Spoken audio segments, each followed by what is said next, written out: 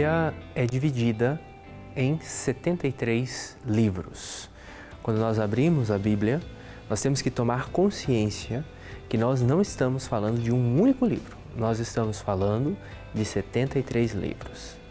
73 livros esses que não foram escritos em ordem cronológica, mas sim em ordem teológica.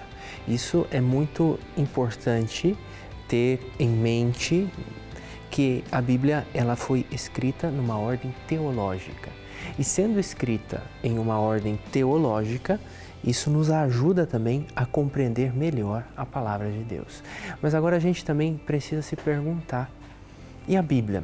Já que são 73 livros, esses 73 livros, eles são todos iguais? Ou seja, seu gênero literário é igual? Ou existem gêneros e divisões dentro da Bíblia? Obviamente que são diferentes. Cada livro tem a sua própria marca, cada livro transmite a sua própria mensagem dentro de gêneros literários.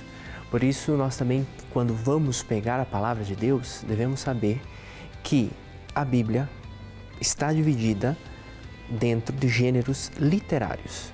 E esses gêneros literários nos ajudam melhor a compreender aquilo que quer nos revelar o autor sagrado.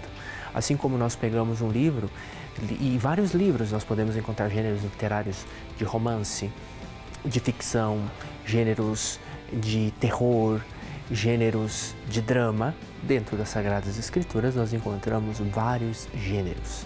E todos esses gêneros literários dentro das Sagradas Escrituras nos ajudam melhor a compreender aquilo que está revelado dentro das Escrituras. Fique junto comigo e vamos desbravar as Escrituras. No tempo de Jesus, a Bíblia estava dividida entre a lei e os profetas. O próprio Jesus, em algumas citações dos evangelhos, vai dizer a lei e os profetas. Quando fala lei e os profetas, ele se refere à Bíblia. Com o passar do tempo, a Bíblia foi se dividindo um pouco mais. Então nós vamos encontrar a lei, os profetas, os históricos. Para nós cristãos, quando nós pegamos a palavra nos dias de hoje, quando nós tomamos a Bíblia nas nossas mãos, o que nós encontramos quando nós tomamos a Bíblia nas nossas mãos? Uma divisão clássica entre Antigo e Novo Testamento. Antigo por causa da antiga aliança.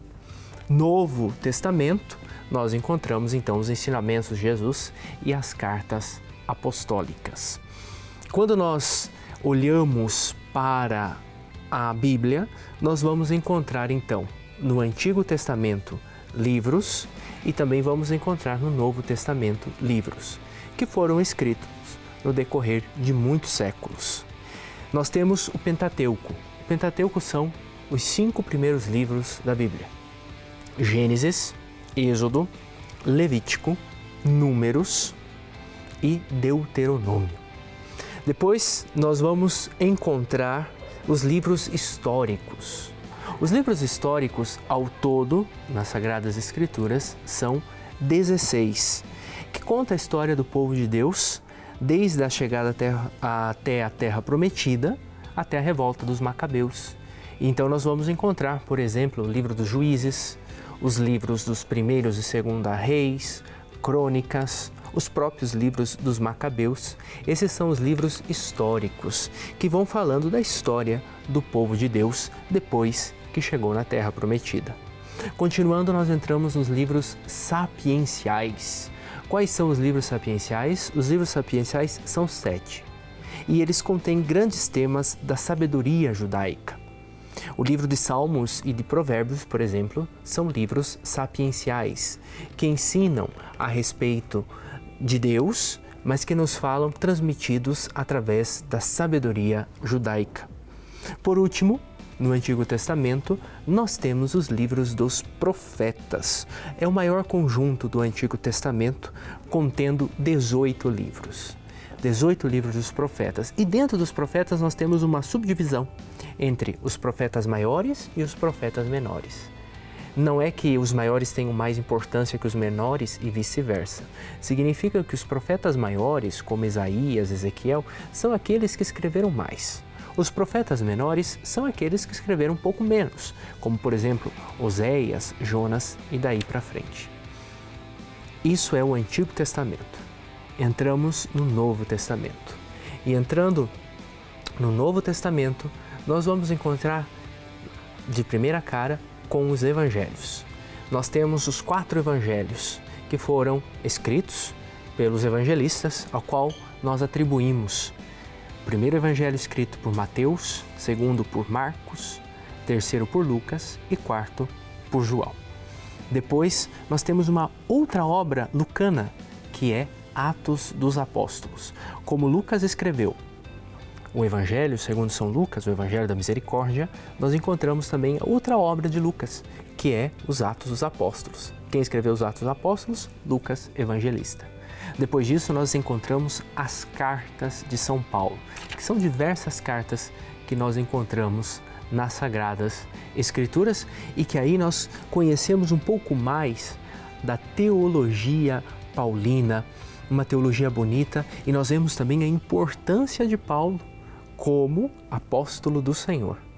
Depois disso, nós entramos nas cartas católicas, que é a primeira, segunda e terceira de João, carta de Judas, carta de Tiago, são chamadas de cartas católicas. Por quê? Porque são dirigidas para todos. Católicos, do grego, significa universal. Essas cartas são dirigidas à universalidade do povo de Deus que abraçou a fé em Jesus Cristo. E por último, nós temos o livro do Apocalipse. O livro do Apocalipse, o livro da Revelação, é o livro, se podemos assim dizer, um dos livros mais parecidos com o gênero dos profetas do Antigo Testamento, que nós encontramos aí nas Sagradas Escrituras. Portanto, ao todo são 73 livros que nós encontramos dentro da Bíblia. E esses 73 livros, como eu disse na introdução, não foram escritos de maneira cronológica. Não significa que porque está aqui como o primeiro Gênesis, tenha sido Gênesis, o segundo Êxodo. Não, eles foram escritos em ordem teológica, para melhor compreendermos a revelação de Deus e para colocar em prática essa revelação de Deus na nossa vida. As Sagradas Escrituras também é uma pedagoga, ela nos ajuda, ela nos educa no caminho do seguimento de Jesus. Nós encontramos então nas Sagradas Escrituras 46 livros do Antigo Testamento, mais 27 livros do Novo Testamento. Ao total, dentro da Bíblia, dentro do livro, nós encontramos 73 livros. 73 livros, eu insisto, com diversos gêneros, foram diversas mãos, não foi uma única mão que colocou aí, que escreveu a respeito desses livros. Escritos em um período, escritos dentro de uma cultura e, portanto, também limitados a essa cultura. Mas para nós, estes livros não são somente livrinhos. Para nós, são livros inspirados por Deus. Ou seja, nós não podemos ler as Sagradas Escrituras se nós não temos fé. Porque as Sagradas Escrituras, a Bíblia, nos transmite verdades fundamentais da fé. Nós temos o Velho Testamento. Por que nós chamamos de velho? Porque era a antiga aliança, a velha aliança estabelecida no Sinai por Moisés, que Deus entrega a Moisés. E agora nós temos então o Novo Testamento. Novo Testamento, a nova aliança, que foi estabelecida por Jesus. A nova e definitiva aliança, lembra? Jesus fala isso na última ceia, a sua nova e definitiva aliança. E Santo Agostinho já vai nos ensinar algo que é precioso. O Antigo Testamento prepara um Novo Testamento.